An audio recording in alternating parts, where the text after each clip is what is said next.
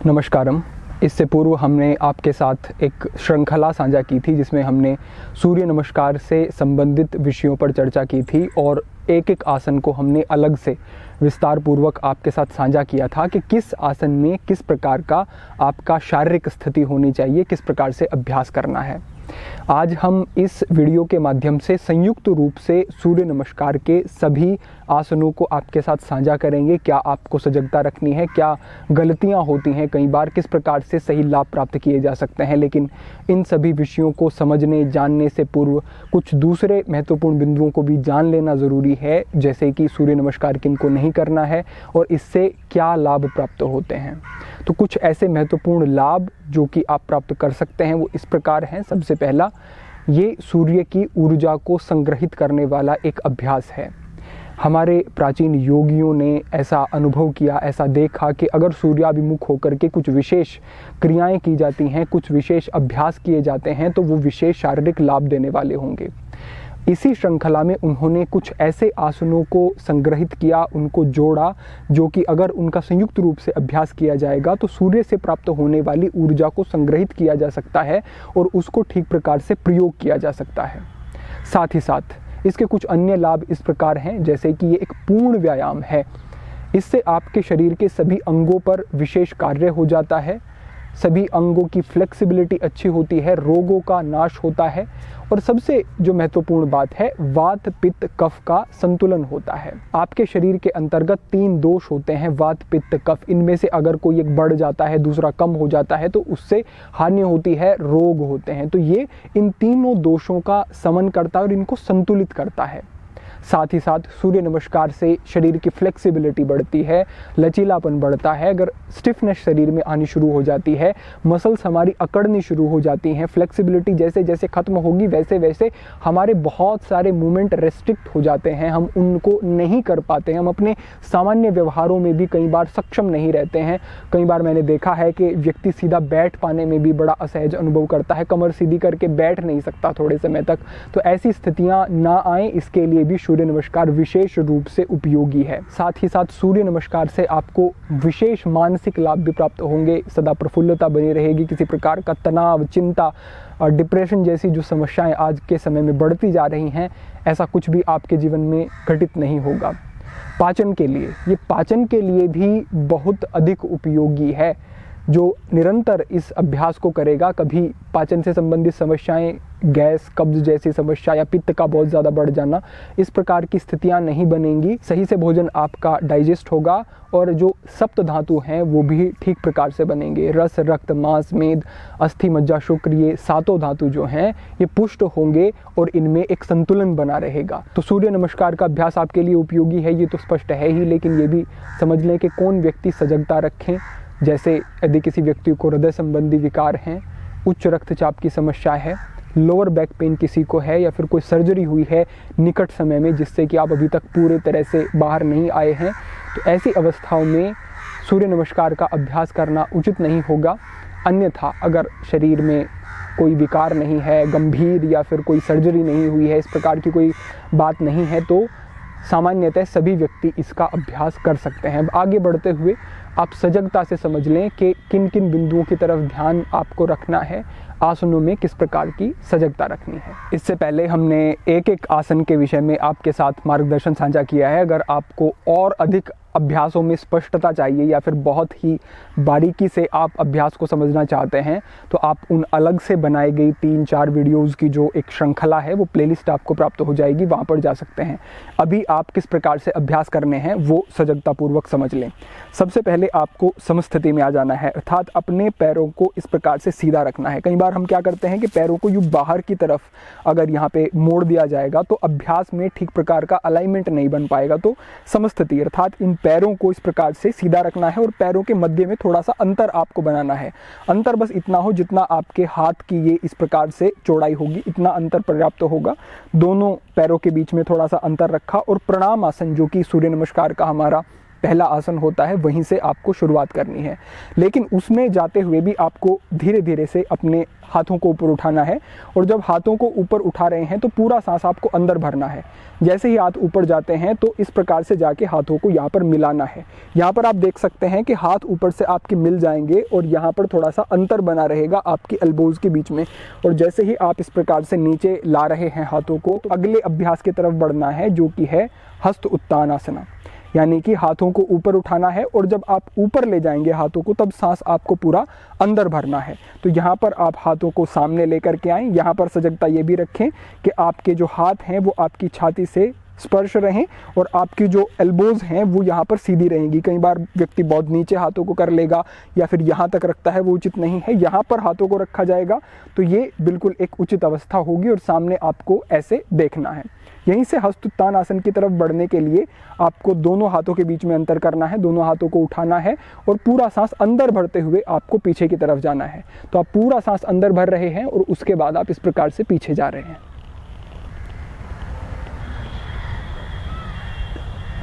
पीछे जाने के बाद आपको पूरा सांस अंदर भरा आपने पीछे जाते हुए, और आप पूरा पीछे गए जितना आप सहजता से जा सकते हैं। अगर किसी व्यक्ति को लोअर बैक पेन होता है, कमर में जिसकी दर्द रहता है, तो उसको बहुत ज़्यादा पीछे जाने की ज़रूरत नहीं है, बहुत ज़्यादा दबाव कमर पे उस स्थिति में नहीं बनाना है। उसको करना केवल इतना है कि सांस भरना है, सांस पूरा अंदर भरते हुए पीछे गए और बहुत पीछे जाने की बजाय आपको थोड़ा सा इस प्रकार से अपने बैक में एक कर्व बनाना है, लेकिन ज़्यादा नहीं। और नज़रें जो है वो ऊपर रखनी है, ऊपर देखते हुए यहाँ पर रुकना है और यहाँ पर थोड़ा सा रुकने के बाद फिर आपको आगे के अभ्यास की तरफ बढ़ना है।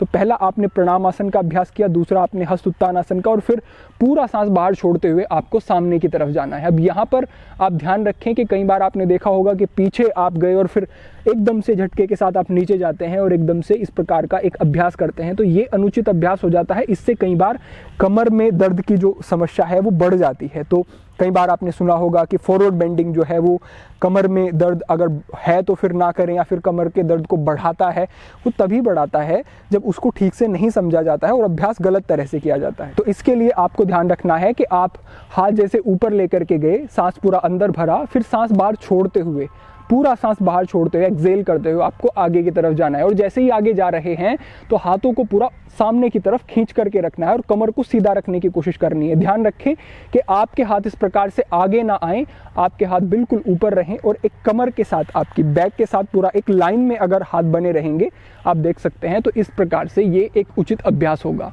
यहाँ पर आते हुए आपने सांस छोड़ना शुरू किया, यहाँ तक लगभग आप आधा सांस छोड़ चुके, और उसके बाद फिर कमर को सीधा रखते हुए आपको इस प्रकार से नीचे जाना है। इस प्रकार से जब आप नीचे जाएंगे तो देखें कि आपकी कमर यहाँ से कम मुड़ेगी और आपको किसी प्रकार की हानि नहीं होगी।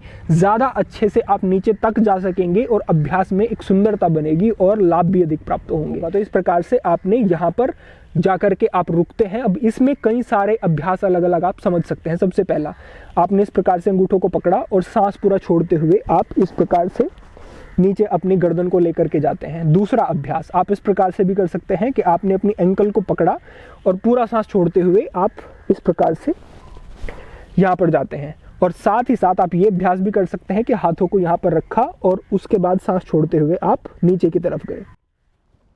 अगर आप नीचे की तरफ नहीं जा पा रहे हैं ठीक प्रकार से, तो ये शुरुआती समय में एक अच्छा अभ्यास होगा कि यहाँ से आप एंकल को पकड़ लें और तब आप नीचे जाएं। अगर आपको इतना जाने में असुविधा है, नहीं जा पा रहे हैं, तो कोई समस्या की बात नहीं है। आप इस प्रकार से अंगूठों को पकड़ें और इस ऐसे कमर को सीधा रखें। ध्यान ये रखें कि कमर को सीधा रखना है। इस प्रकार से मोड़ करके कमर को या फिर घुटनों को इस तरह से मोड़ के अभ्यास नहीं करना है। भले ही पूरा नीचे तक अगर नहीं जा पा रहे हैं तो इतना रुके, लेकिन अभ्यास उचित होना चाहिए, ठीक होना चाहिए। यहाँ पर जाने के बाद आपको अगले आसन की तरफ बढ़ना है जो है अश्व संचालन। तो इस पादस्थ आसन की स्थिति में कुछ समय रुकने के बाद आपको अपने बाएं पैर को आगे रखना है और दाएं पैर को पीछे ले जाना है। इस अवस्था में आपको चले जाना है। आपको यहाँ पर कुछ चीज़ों का ध्यान विशेष रूप से रखना होगा। सबसे पहला कि आपका जो आगे वाला ये पैर है, इसको आपको सीधा रखना है। ये आगे इस तरह भी ना चला जाए और ये पीछे ऐसे भी ना चला जाए, तो ये सीधा रखना है आपको, ये विशेष ध्यान रखें। यहाँ पर आपने इसको सीधा रखा और पीछे वाला जो आपका पैर है उसको आप इस प्रकार से बिल्कुल सीधा कर लें। अगर ऐसे सीधा रखने में आपको समस्या है, घुटने में कोई समस्या है आपके, तो इसको आप यूं नीचे भी रख सकते हैं, ये भी ठीक अभ्यास होगा। और अगर एंकल में कोई प्रॉब्लम है तो इसको आप पीछे सीधा भी कर सकते हैं। लेकिन ध्यान ये रखना है कि आगे वाले पैर का जो एक स्थिति है वो ठीक बनी रहे। दोनों हाथ इस प्रकार से नीचे रखे और सामने आपको निरंतर देखना है। इस स्थिति में कुछ समय तक रुकेंगे और अगर आप बिल्कुल ठीक अनुभव करते हैं, शरीर में कोई समस्या नहीं, तो इस प्रकार से इस अश्व संचालन का आप अभ्यास करेंगे। इससे आगे बढ़ते हुए आप अपने बाएं पैर को पीछे ले जाएंगे और पर्वतासन की स्थिति में आ जाएंगे। पर्वतासन में जाने के बाद आपको ध्यान रखना है कुछ चीज़ों का। सबसे पहला तो ये कि आपकी जो एड़ियां हैं वो इस प्रकार से ऊपर उठी हुई ना हो, आपको इनको नीचे रखना है, पैर को सीधा रखना है और यहाँ पर रुकना है। अब यहाँ पर जाने के बाद आपको इस प्रकार से अपने फोरहेड को जितना हो सके मैट के नज़दीक लेकर के आना है और अपने कंधों को इस प्रकार से ऊपर की तरफ आप रख सकते हैं और एक अच्छा गहरा सांस लेना है। जब आप पर्वतासन की स्थिति में आ रहे हैं तो पूरा सांस आपको बाहर छोड़ना है और इस स्थिति में थोड़े समय तक रुकना है। ध्यान रखें कि एड़ियां इस प्रकार उठी हुई ना हो और घुटने इस प्रकार से बेंड ना हो। इस आसन में कुछ समय रुकने के बाद अगले आसन की तरफ बढ़ना है, जो है अष्टांग नमस्कार आसन। अष्टांग नमस्कार आसन के लिए घुटनों को इस प्रकार से भूमि पर रखा और छाती को नीचे ले जाते हुए आपको यूं स्पर्श कराना है और ये आपकी ठुड्डी यहाँ पर मैट से स्पर्श होगी। अष्टांग नमस्कार आसन यानी कि आपके शरीर के 8 अंग इस आसन में भूमि से स्पर्श होंगे। पहले देखिए आपके दोनों पैरों के अंगूठे और उंगलियां मैट से स्पर्श हो रही हैं, 2 घुटने स्पर्श हो रहे हैं, 2 हाथ स्पर्श हो रहे हैं, आपकी छाती और आपकी ठुड्डी। इस प्रकार से आपके 8 अंग जो है भूमि से स्पर्श होते हैं। तो अष्टांग नमस्कार आसन इस प्रकार से आप अभ्यास करना है। यहाँ पर कुछ समय तक आपको रुकना है और रुकने के बाद आपको अगले आसन की तरफ बढ़ना है। पूरा सांस अंदर भरना है और भुजंग आसन। इस आसन में जाते हुए आपको पैरों को पीछे की तरफ यूं खोल देना है और कंधों को, कई बार आपने देखा होगा कि यूं अगर आप कंधे आगे की तरफ कर लेंगे और एल्बोज को स्ट्रेट करने के लिए आप बड़ी ही कोशिश करेंगे तो वो अभ्यास हो जाता है गलत। भले ही आपकी एल्बोज अगर स्ट्रेट नहीं हो पा रही हैं तो थोड़ा सा इनको आप बेंड कर सकते हैं और कंधों को थोड़ा सा पीछे की तरफ यूं रख सकते हैं। अगर कंधे आगे की तरफ हैं तो ठीक प्रकार से लंग्स पर आपके एक अच्छा प्रभाव नहीं जाएगा, सही से एक्सपेंड नहीं हो पाएंगे और जो ऑक्सीजन है वो उतनी संग्रहित नहीं हो पाएगी। तो सांस पूरा अंदर भरते हुए जब आप भुजंगासन की स्थिति में जाते हैं तो पहला ध्यान कंधे आपके पीछे इस प्रकार से गए हुए हों, सांस पूरा अंदर, और गर्दन को थोड़ा सा आप ऊपर उठा लेंगे। यहाँ पर आपको ज़रूरी नहीं है कि एल्बोज को स्ट्रेट करें। अगर फ्लेक्सिबिलिटी बहुत अच्छी है और सहज कर सकते हैं तो आप धीरे धीरे से कोहनियों को सीधा भी कर सकते हैं, लेकिन उससे अभ्यास प्रभावित नहीं होना चाहिए। तो यहाँ पर भुजंगासन में कुछ समय तक रुकने के बाद आपको फिर से जाना है पर्वतासन की स्थिति में। पैरों को फिर से अंदर की तरफ कर लें और यहीं से आप पर्वतासन की स्थिति में चले जाएंगे। पर्वतासन में जैसे हमने आपको बताया वैसा ही अभ्यास आपको करना है।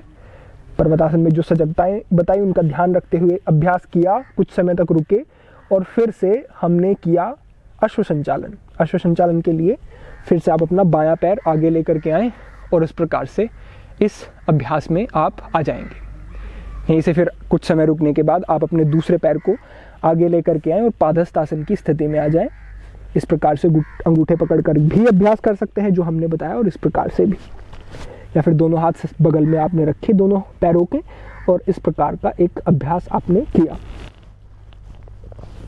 यहीं से फिर आपने पूरा सांस अंदर भरा और अंदर भरते हुए आप पीछे की तरफ गए जितना सहजता से जा सकते हैं। फिर आगे की तरफ आए प्रणाम आसन की स्थिति में, और इतना करने के बाद आप समस्थिति सामान्य अवस्था में जा सकते हैं। तो इस प्रकार के ये एक अभ्यास का आपका क्रम हो जाएगा। बस इन सजगताओं का आपको ध्यान रखना है। और एक और महत्वपूर्ण बात कि बहुत ज़्यादा अभ्यास करने की ज़रूरत कभी नहीं होती है। आप 30 बार, 40 बार, 50 बार अभ्यास कर रहे हैं, लेकिन आपको यही नहीं पता कि कौन सा आसन कैसे करना है, किस आसन में कैसे रुकना है, कैसे आपको सजगता रखनी है। तो उससे बहुत अच्छा है कि थोड़ा कम अभ्यास कर लिया जाए लेकिन पूर्ण सजगता के साथ अभ्यास कर लिया जाए। ये बहुत ज़्यादा ज़रूरी है। तो हमने अभी एक बार बाएं पैर से अभ्यास किया, फिर एक बार दाएं पैर से अभ्यास कर लेंगे। तो इस प्रकार से आपका ये एक क्रम बन जाएगा, चक्र बन जाएगा, एक बार दाएं से एक बार बाएं से, तो ये आपका एक चक्र हुआ। इस प्रकार के 3, 4, 5 चक्र भी अगर आप करते हैं पूर्ण सजगता से और कुछ ठहराव के साथ रुकते हुए आसन में, तो विशेष लाभ आपको प्राप्त होंगे। एक बार हम सभी आसनों को एक साथ आपको करके बता देते हैं, फिर आप अपना सामान्य अभ्यास शुरू कर सकते हैं इस मार्गदर्शन के अनुरूप। तो सबसे पहले आप आ जाएं समस्थिति में, फिर आपने हाथों को ऊपर उठाया और दोनों हाथों को मिलाते हुए, दोनों हाथों को नीचे लाते हुए आप गए प्रणामासन की स्थिति में। यहीं से पूरा सांस अंदर भरा, हस्तोत्तानासन, और फिर पूरा सांस बाहर छोड़ते हुए आप आए पादहस्तासन की स्थिति में। यहीं से आपने किया अश्वसंचालन। अश्वसंचालन में कुछ समय रुकने के बाद पूरा सांस बाहर और पर्वतासन में आप चले गए। पर्वतासन में कुछ समय रुके, सांस पर श्वास आपने कुछ समय किया और फिर पूरा सांस बाहर छोड़ते हुए आप आए अष्टांग नमस्कार आसन। अष्टांग नमस्कार आसन में कुछ समय रुके, श्वास पर श्वास किया, फिर पूरा सांस अंदर भरा और भुजंगासन की स्थिति में। यहाँ पर भी कुछ समय रुके, फिर से बदलाव और फिर से आप गए पर्वतासन की स्थिति में। पर्वतासन से फिर से पैर आगे और अश्वसंचालन, कुछ समय रुके, सांस पूरा बाहर, पादहस्तासन, कुछ समय रुकने के बाद पूरा सांस भरा और हस्तोत्तान, और इसके बाद प्रणामासन और समस्थिति। तो इस प्रकार से ये आपका एक अभ्यास का क्रम हुआ। आपने कुछ सजगताएं समझी, देखी, एक पूर्ण आपने अभ्यास किया। इससे पूर्व काफ़ी मार्गदर्शन किया जा चुका है इस अभ्यास के विषय में, वो भी देख लें।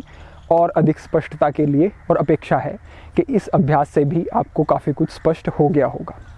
इस प्रकार से ये अभ्यास आपका रहेगा।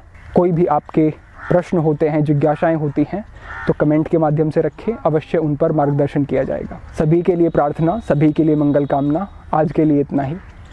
ओम नमः शिवाय।